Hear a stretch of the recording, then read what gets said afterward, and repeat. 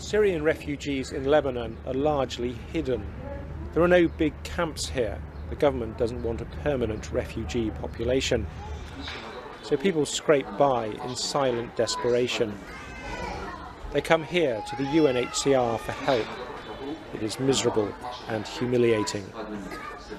Waiting around is a big part of a refugee's life.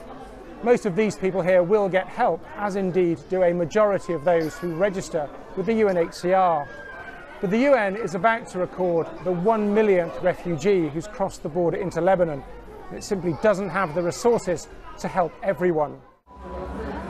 One desperate woman waiting here was driven to a terrible act.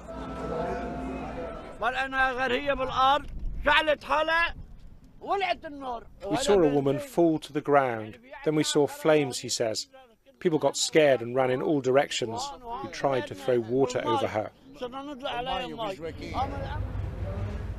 Mariam Abdul Qadir tipped petrol over herself and set it alight. She'd been turned down for food aid. She's barely conscious now, watched by her family. They've been in Lebanon for almost 2 years. They're expected to find work after so long. That's why the UNHCR cut their aid. Lebanese can't find jobs. What chance do I have, says her husband, explaining why he's not working.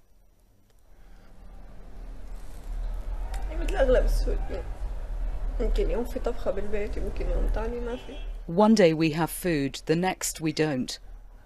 It's the same for most Syrian refugees.